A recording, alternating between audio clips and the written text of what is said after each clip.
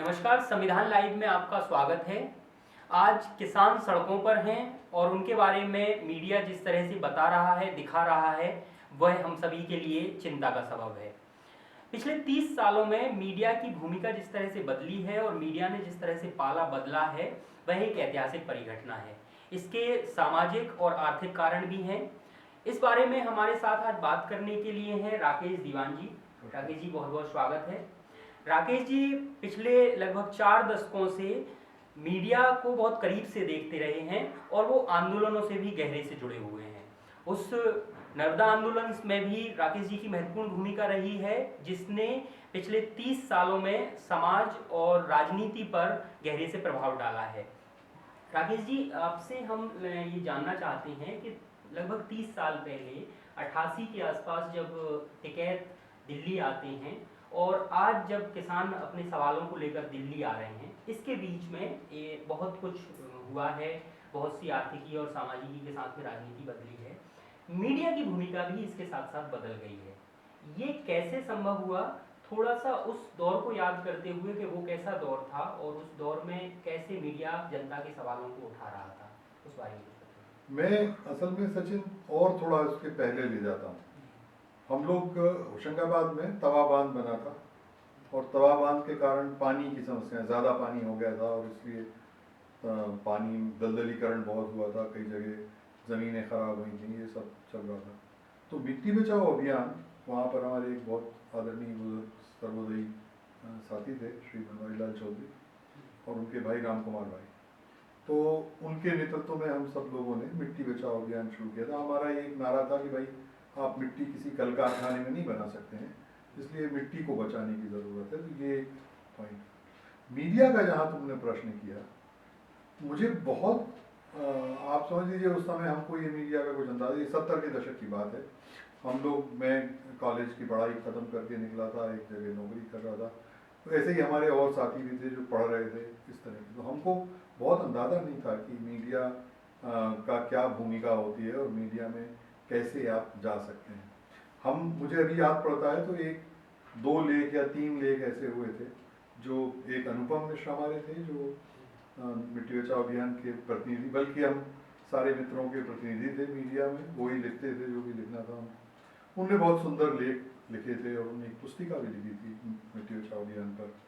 उसके अलावा एक लेख, मुझे अपना लेख याद है, जो उस ज़माने में भी सर्वोदय प्रेस सर्विस हुआ करती थी, तो महेंद्र भाई ने वो लेख लिखा था और राजेंद्र माथुर जी उस समय नई दुनिया के संपादक थे, तो उन्होंने संपादकीय टिप्पणी के साथ उस लेख को अपने अखबार के बीच के पन्ने पर संपादकीय पृष्ठ पर दिया था और ये कहते हुए दिया था कि ये एक अलग प्रकार के नज़रिया है।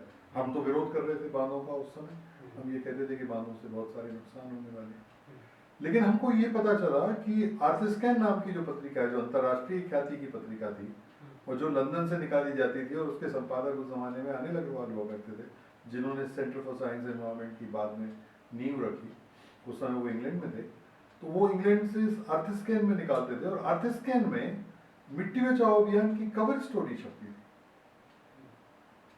और आपको मैं उदाहरण देता हूँ, बीजी वर्गीस हमारे पत्रकारिता के बिल्कुल आदरणीय शिखर पुरुष हैं, हम सब उनका नाम लेते समय कान पे हाथ रखते हैं। बीजी वर्गीस हमारे साथ मिट्टी बचाओ के इलाके में साइकिल पर, उनके पास उस समय हमारे पास कोई वाहन नहीं था, ऑटो वाहन नहीं था, तो साइकिल से जाते थे। तो हमारे जिन इलाकों में पानी की समस्याएं थी या मिट्टी बचाओ की समस्याएं थी, बीजी वर्गीस को हम साइकिल पर बिठा के, और वो अपने साथ एक पोर्टेबल टाइपराइटर रखते थे जिससे वो टाइप करते रहते थे और उनकी स्टोरी जाती रहती।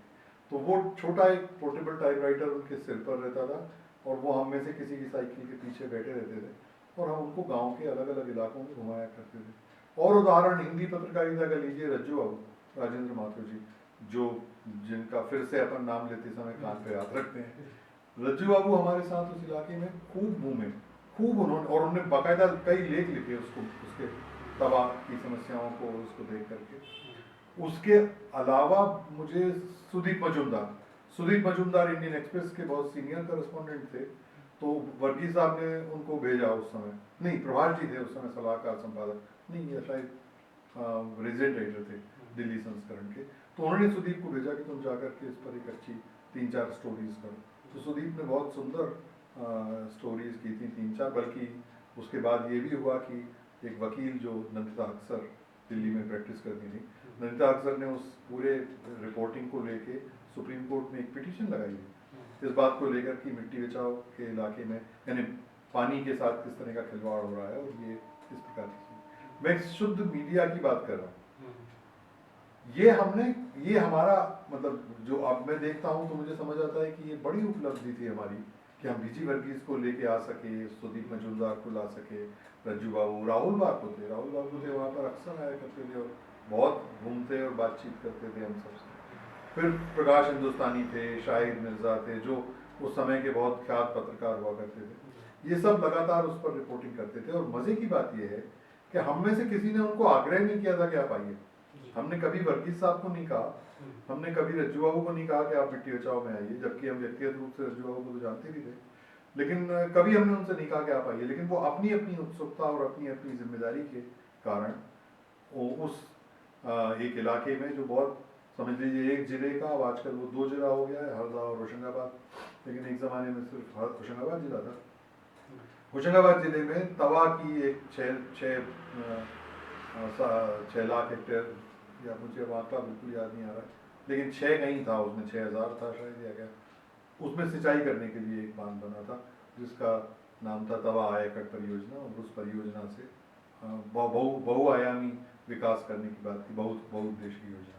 तो एक मेरा अनुभव ये है जो जिसमें हम अपनी तरफ से हमने कुछ नहीं कहा, लेकिन मीडिया से बराबर लगातार आती थी, खूब बातें होती थी, अलग अलग प्रकार की चीज़ें जानते थे। उनके रिपोर्ट में वो भले ही काम भी ना आए, लेकिन उससे अलहदा कुछ चीज़ों पर बातचीत करते थे, नए निकलने वाले लोग, बहुत सारे अलग अलग प्रकार की बात। इसके ठीक विपरीत जब हम नर्मदा आंदोलन में आए, नर्मदा आंदोलन का भी शुरुआत का हिस्सा जो है वो इसी प्रकार का रहा। तब हमने उतनी मेहनत मशक्कत नहीं की थी, जैसे मैंने लिखा भी है कहीं पर कि डेरिल डिमोंटे उस समय टाइम्स ऑफ इंडिया के संपादक थे बम्बई के, तो उन्होंने उस समय की कब रिपोर्टर थी मीना मेनन, जो अब बड़ी ख्यात पत्रकार हैं, उन्होंने बहुत सारी किताबें लिखी, बहुत महत्वपूर्ण लेखन करते हैं। मीना मेनन को उस समय भेजा गया था नर्मदा आंदोलन को कवर करने, और वो हमारे साथ यात्रा में शामिल हुई थी।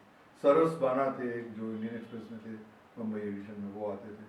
डेरिल तो जाहिर है आते ही थे बीच बीच में कभी कभी। डेरिल तो वैसे भी वो forum of international environmental journalist ऐसा एक संगठन था, उसके सदस्य भी थे, तो वो आते थे। अरुण विनायक थे जो पीटीआई के चीफ थे। ऐसे बहुत सारे लोग जो है उस समय शुरू में अपनी जिम्मेदारी मान के, अपनी ज़रूरत मान के आते थे, लेकिन धीरे धीरे ये ज़रूरत खत्म होती गई।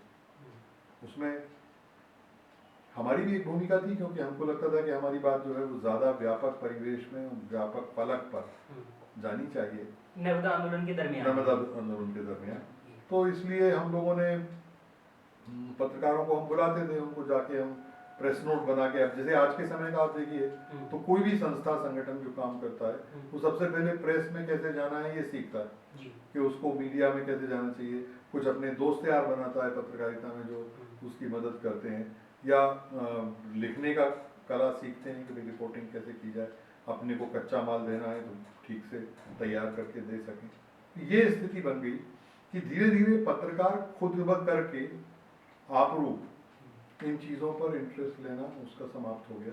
उसका एक बड़ा कारण ये भी रहा कि धीरे धीरे करके अखबारों ने उस पर, उस मद पर जो बीट होती थी, आप जानते हैं बीट हुआ करती थी क्राइम, तो अभी आप जाइए किसी भी अखबार में तो एग्रीकल्चर रूरल डेवलपमेंट की बीट समाप्त हो चुकी है, अभी वहाँ कोई उस प्रकार का नहीं है, और वो नहीं है। इसलिए हम सब लोगों को जाना पड़ता है। हमको नर्मदा की पूरी लड़ाई में हम लोगों को एक पूरा, अब हरसूद आप समझ लीजिए एक बड़ा संकल्प मिला था। उस हरसूद में हम, मेरे जिम्मे था प्रेस का काम, तो हम एक पूरी टीम बना करके प्रेस की तरफ से उसको निपटाने की कोशिश कर रहे थे। मीडिया की तमाम जानकारियाँ, ये वो उस तरह की चीज़ें मीडिया को देने की कोशिश, लेकिन वो तब तक तो ठीक रहा, वो तो बढ़िया बात है। लेकिन धीरे धीरे करके मीडिया की रुचि इस तरह के विषयों में कम होती गई, और ख़ास तौर पर मीडिया में उसकी जो खास जिम्मेदारी निभाए। देखिए, अगर आप एग्रीकल्चर के रिपोर्टर हैं तो आपको एग्रीकल्चर का अंदाज़ा होना चाहिए, आप कुछ बकवास नहीं कर सकते। आप आपको मालूम होना चाहिए मिनिमम सपोर्ट प्राइस का इतिहास क्या है, कैसे वो शुरू हुआ। जो आज के समय में आप देखिए तो झगड़ा जो है मिनिमम सपोर्ट प्राइस को लेकर चल रहा है, और सारे किसान अपने इंटरव्यू में कह रहे हैं कि भाई आपको जो है मिनिमम सपोर्ट प्राइस यानी कि न्यूनतम समर्थन मूल्य जो है उसको मैंडेटरी, उसको वैधानिक बना दीजिए तो हमारी समस्या हल है। इससे कम में हमारा सामान नहीं बिकेगा। जी। क्या है एमएसपी? ये उस पत्रकार को पता होना चाहिए कि एमएसपी क्या चीज़ है, कहाँ से शुरू हुई, कौन ने शुरू की, क्यों शुरू की गई हमारे देश में, एमएसपी की क्या ज़रूरत थी।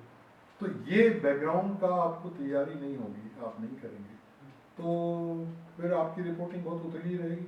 आप कुछ भी जो भी कह रहे हैं सुन के करें। लेकिन ये उतना आसान भी नहीं है, क्योंकि अब जिस तरह से पत्रकारों पर संस्थानों की लगाम रहती है और संस्थान जिस तरह की रिपोर्ट चाहते हैं वो एक प्री डिसाइडेड तरीका होता है कि हमको इस तरह की रिपोर्ट ही चाहिए।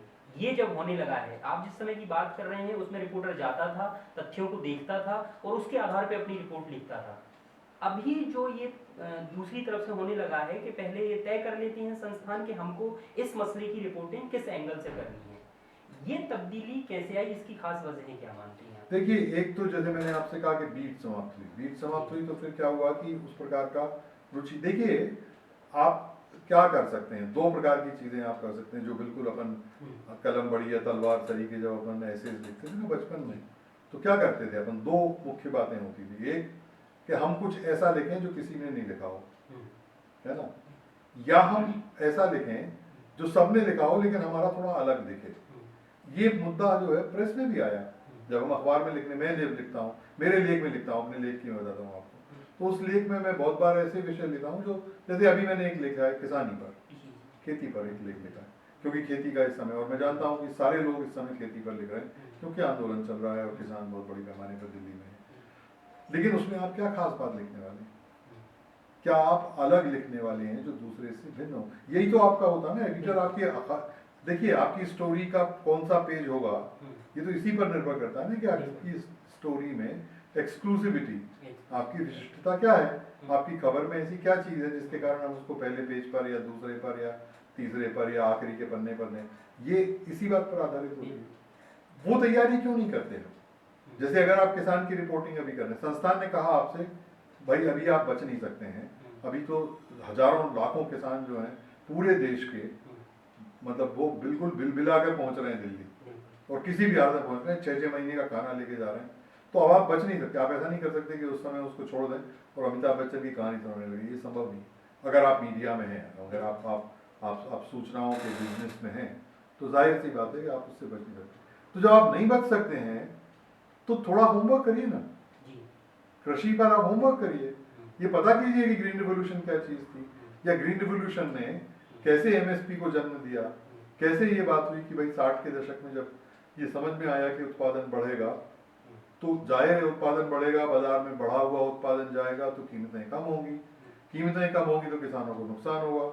उससे संरक्षित करने के लिए एक एमएसपी नाम की चीज़ लाई गई 1960 में कि भाई इससे कम में आपका अनाज नहीं बिकेगा, आपका जो भी अनाज है वो इस न्यूनतम कीमत से कम नहीं, वो न्यूनतम कीमत है, आप समझ लीजिए, इस बात को भी समझ लीजिए। उसमें बहुत सारे और पेंच हैं जो समझना चाहिए, लेकिन मैं ये सब बातें इसलिए कह रहा हूँ क्योंकि अगर मैं रिपोर्टिंग करने जाऊँ तो मैं ये तैयारी करके जाऊँ, मैं ये होमवर्क करके जाऊँगा। अब अगर मैं इस होमवर्क को करके जाऊँगा तो मैं देख के मुझे समझ आएगा, मुझे बहुत सारी स्टोरी मिलेंगी जो मुझे एक्सक्लूसिव बना देंगे। किसी किसान सम्मेलन जमावड़े में ही आप चले जाइए तो आपको ये कहानी करने की जरूरत नहीं है कि इनको पैसा कहाँ से आ रहा है। और अभी आज मैं कहीं देख रहा था, कोई एक इसमें वो बता रहे थे मोबाइल में कि एक जगह कुछ लोग बैठे हुए हैं जो किसान सरीखे दिख रहे हैं, गाड़ी वाले हैं, सरदार जी हैं, और उसके कैप्शन ये है कि बाहर भूख और अनाज के लिए संघर्ष लगा के अब ये अपना भोजन कर रहे हैं, और वो भोजन बहुत ही चमकदार भोजन, जो भी किसी के गांव में किसान परिवार में जैसा खाना होता है सादा शाकाहारी, वो भोजन कर रहे थे। तो उस पर टिप्पणी, क्योंकि ये आपको जरूरी है, एक्सक्लूसिविटी कैसे होगी, ये एक्सक्लूसिव हो गया कि देखिए आपने किसान के उस आंदोलन में पेंच लगा दिया, या आप ये कहने लगेंगे कल को कि अरे यार वहां तो पैसा मिल रहा था। हो सकता है कोई आपको भूला, अब आप सोचिए लाखों किसान है, उसमें इक्का दुक्का कोई मिल जाएगा जो कहेगा कि हाँ मुझे उसने 200 दे भी दिए होंगे किसी ने कि चल यार ये 200 तेरे को किराया नहीं है ना तो ये ले 200 रुपये इससे आ जाना। ऐसा बहुत बार होता है हमारे आपस में, समाज में इस तरह की चीज़ें बहुत होती रहती हैं। अब आप उसको स्टोरी बना दीजिए, आप कहिए कि आंदोलन को, हर बार ये होता है, आप देखिए पिछले बार जो आंदोलन हुआ था उसमें ये बात कही गई थी कि इसको लोगों को जो है वो पैसे दिए गए हैं 500 रुपए दिए गए हैं, 1000 रुपए दिए वो गए हैं। इसमें भी आरोप लगे। इसमें भी आरोप लगाना शुरू। ये क्यों कर रहे हैं आप? एक तो इसलिए कर रहे हैं क्योंकि आपको कुछ पता ही नहीं है, आप कुछ भी कहानी बनाना चाहते हैं, और दूसरा आपके ऊपर ये प्रेशर है कि आपको एक्सक्लूसिव स्टोरी करनी है। ये सबसे एक्सक्लूसिव है कि आप पूरे एक बड़े आंदोलन पर, एक बड़ा मामला जो हमारे देश की 70 साल की आज़ादी के बाद पहली बार किसान कुछ बुनियादी प्रश्न लेके ताकत के साथ खड़ा हुआ है, तो उसकी ताली बजाने की या उसकी समझ बनाने की बजाय हमको एक्सक्लूसिव करना है तो हम ये कहानियां सुनाते हैं कि वो खाना खा रहा है, कि उसको पैसे दिए हैं, कि उसका ये हुआ है, वो हुआ है। ये एक्सक्लूसिविटी के चक्कर में आपने अभी जो दो बातें कही कि एक तो एग्रीकल्चर की बीट खत्म हुई है और सामाजिक संगठनों का भी, किसान संगठनों को भी बहुत ज़्यादा कवरेज नहीं देती हैं, वो बीट का हिस्सा भी लगभग नहीं रहे हैं। दूसरे ये कि आंदोलनों की जब रिपोर्टिंग होती है तो एक्सक्लूसिविटी की तरफ जाते हैं, लेकिन जो पिछले 3 दशकों का हम एक फ़र्क देख रहे हैं वो नर्मदा आंदोलन से और इस आंदोलन तक ही देखें अगर, तो वहाँ कैमरे जो जाते थे घाटी में, अगर कुछ होता था तो सवाल सरकार से भी पूछे जाते थे, मंत्रियों पर भी फोकस होता था, दिग्विजय सिंह के पास भी यहाँ पर जाते थे और केंद्र सरकार की तरफ भी जाते थे। अभी वो गायब है, सारे कैमरे अब आंदोलन को ही रिपोर्ट कर रहे हैं और उसी में खामियां, खूबियां, एक्सक्लूसिविटी सब कुछ वहीं ढूंढा जा रहा है। ये सरकार से सवाल ना पूछने की जो मीडिया ने अपनी भूमिका ईजाद की है, इसे आप कैसे देख रहे हैं? देखिए, अगर आप कमज़ोर होते जाएंगे तो आप बहुत सारी आपकी बुनियादी जिम्मेदारियों को भूलते जाएंगे, उसको अवॉइड करेंगे। जैसे आपकी ये बिल्कुल, आपने बहुत सही पॉइंट आउट किया कि ये सबसे महत्वपूर्ण जिम्मेदारी है कि आप उस सरकार से पूछें कि भाई ये सवाल इतने लाख किसानों ने उठाया है, आपको इसका क्या जवाब है? किसी का नहीं आ रहा है आप पास। नरेंद्र सिंह तोमर प्रेस नोट जारी कर रहे हैं पीआईबी से, जो कृषि मंत्री हैं हमारे, उसके अलावा किसी का कोई ऐसा इंटरव्यू नहीं हो रहा है, किसी का कोई से बातचीत नहीं हो रहा। और ये सरकार तो बहुत ही खुदा की पूरी है, ये तो प्रेस का संबंध ही नहीं रखती इस बात का। प्रधानमंत्री की प्रेस कॉन्फ्रेंस नहीं, आप इससे सोचिए, आप इससे बड़ा आश्चर्य क्या हो सकता है कि 6 साल से 7 साल से हमारे प्रधानमंत्री बने हुए, प्रेस कॉन्फ्रेंस ही नहीं की उन्होंने, प्रेस से कोई वार्तालाप ही नहीं करते, कोई उस तरह का संवाद नहीं करते। तो वो तो एक बात सही है, और ऐसे में आपको घेरा जाना चाहिए, आपसे पूछा जाना चाहिए भाई ये कैसे आप कर रहे हैं, आप क्या, आपका कहना है, आप क्या करने वाले हैं, क्यों नहीं कर इनको अंदर आने दे रहे हैं, इत्यादि इत्यादि बहुत सारे प्रश्न हो सकते हैं। वो एक सवाल, बहुत जरूरी सवाल है, उसको बस ये एक सवाल और पूछना चाहता हूँ और इसके बाद बाकी सवाल, कि जो ये मीडिया की भूमिका बदली है, इसमें अर्थशास्त्र का कितना पैच है और आर्थिकी इसमें कितनी आड़े आई है? ये तो बहुत बुनियादी प्रश्न है, क्योंकि आप देखेंगे, अगर आप थोड़ा गहराई से देखें अपने जीवन से जुड़े हुए सारे मसलों को, राजनीति को देखिए, कृषि को देखिए, शिक्षा को देखिए, मनोरंजन को देखिए, फिल्मों को देखिए, कविता कहानी को देखिए, हर चीज़ का जो टारगेट है वो बाजार है। और बाजार किसके भरोसे चलता है? वो जो है अर्बन मिडिल क्लास के, शहरी मध्य वर्ग जो है, वो बाजार का सबसे बड़ा खिलाड़ी है। उसको आप, तो इसलिए सब चीज़ें उसको टारगेट करके होती हैं।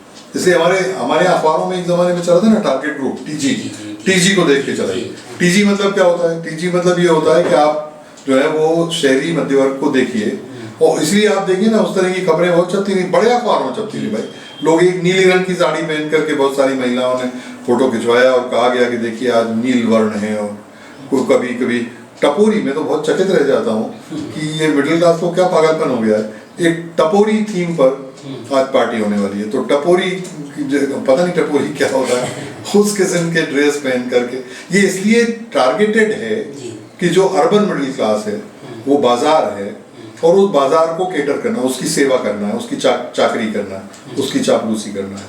और इसने जो है मीडिया के जो बुनियादी काम थे कि आप एक व्यापक, तो फिर आप ये सोचते हैं ना, आप यही बात करते हैं कि भाई आदिवासी थोड़ी खरीद, किसान कहाँ अखबार खरीद रहा है, ये बात तुरंत कहते हैं लोग। भाई वो हम जिसके बारे में रिपोर्ट कर रहे हैं, कम से कम वो तो पढ़े, वो तो खरीदने वाले ही नहीं है। आदिवासी के बारे में हम क्या लिख के दें आपको? आदिवासी तो अखबार ही नहीं पढ़ता है। किसानों के यहाँ गाँव में तो कभी अखबार जाते नहीं है, तो इसलिए उसका वो नहीं।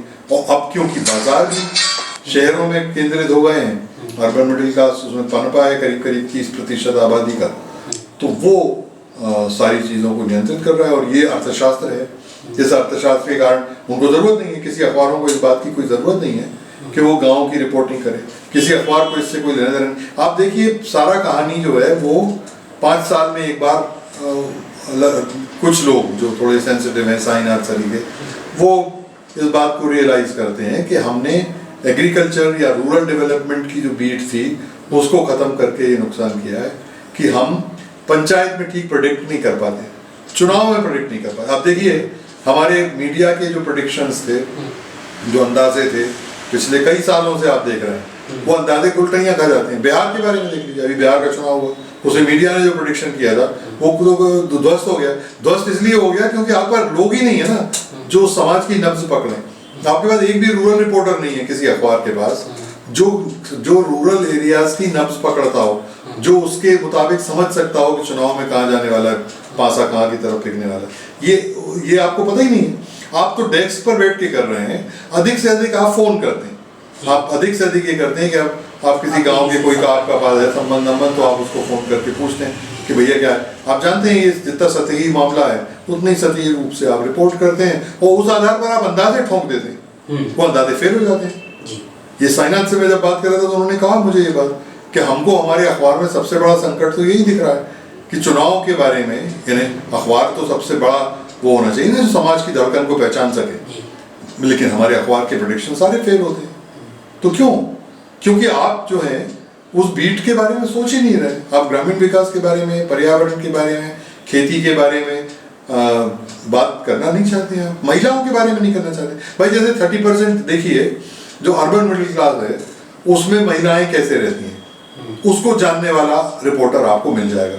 वो रिपोर्टर क्या समझता है, और अगर आप उस अखबार को ध्यान से पढ़ते हो और कुछ ना पढ़ते हो तो आपको ये पता चलेगा कि इस देश की महिलाएं नीली साड़ी पहन के और पिकनिक बनाती हैं, या इस देश की महिलाएं जो है वो टपोरी थीम पर गाने गाती रहती हैं, जो भी करती हैं। आपको ये पता ही नहीं चलेगा कि इस देश की महिलाएं हाड़ तोड़ मेहनत कर रही हैं, अपनी जिंदगी को बदलने की कोशिश कर रही हैं, तरह तरह के संघर्षों में नेतृत्व कर रही हैं। वो आपको पता नहीं चलेगा क्योंकि आपके लिए वो महिला है नहीं, आपके दृश्य में ही नहीं है, आपके सामने नहीं है। और वो इसलिए सामने नहीं है क्योंकि वो टीजी नहीं है, और टीजी जो है वो आपका अर्बन मिडिल क्लास है। मैं तो अक्सर अपने भास्कर में जब मैं नौकरी करता था, मैं अक्सर अपने रिपोर्टर से कहा करता था, अपने मित्रों से, कि भैया बगल में एक जो है वो कौन सा मॉल है, विशाल मेगा मॉल, मैं कहता था कि तुम लोग वहाँ चले जाओ, सवेरे 2 घंटे वहाँ बैठ जाओ तो तुमको सारी रिपोर्टिंग मिल जाएगी अपने अखबार के लिए, जो अपने को चाहिए पुलाव के लिए या सिटी के लिए, वो आपको वहाँ आराम से मिल जाएंगी।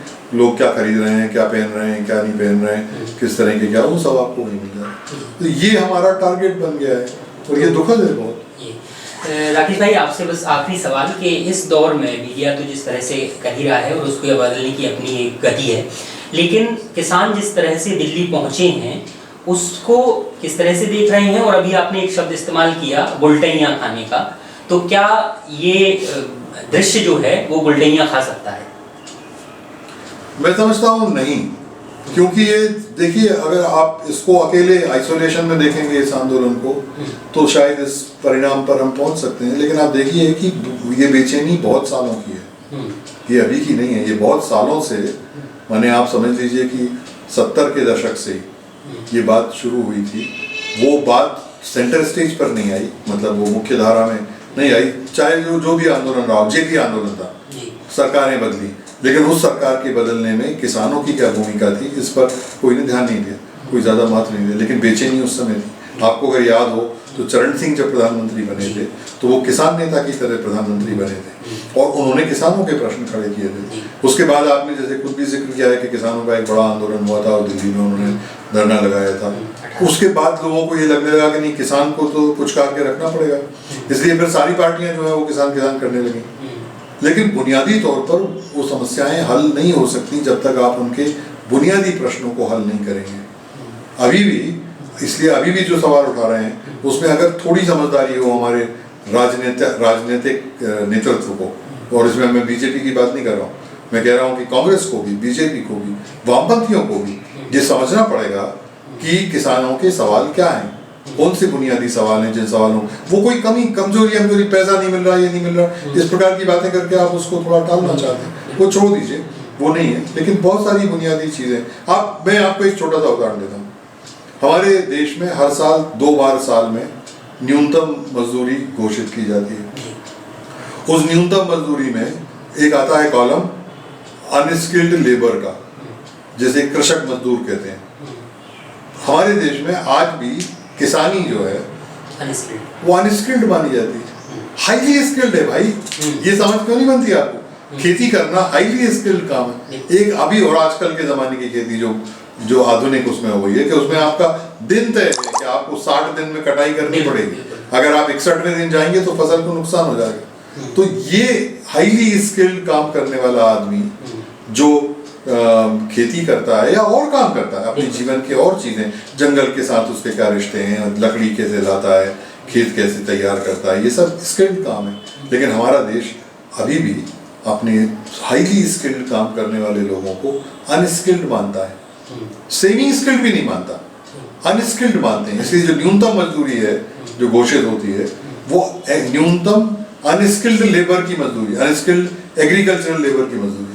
तो कृषि जो है हमारे यहाँ अभी भी स्किल्ड जॉब नहीं है। ये बहुत बुनियादी सवाल है, क्योंकि अगर आप इसको समझ जाएंगे और जब स्किल्ड की बात करेंगे तब फिर आप डील बहुत अलग प्रकार से करेंगे, तब आप किसान से बहुत अलग तरह से बात करेंगे।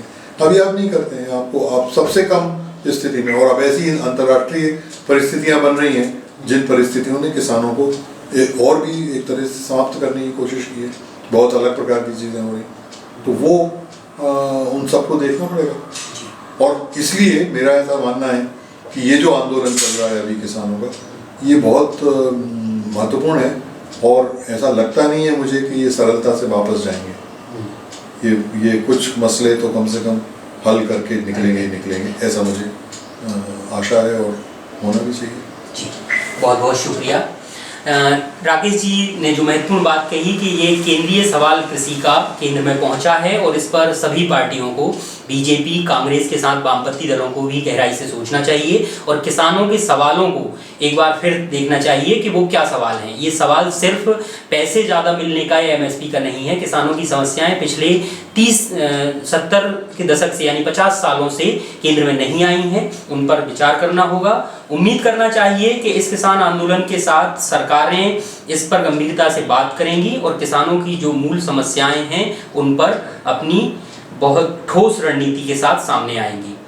संविधान लाइव के साथ आप बने रहिए। हम किसान आंदोलन और विभिन्न आंदोलनों के साथ कुछ दर्ज करते रहेंगे इनको और इनसे जुड़े हुए सवालों को आप तक पहुंचाते रहेंगे। बहुत बहुत शुक्रिया।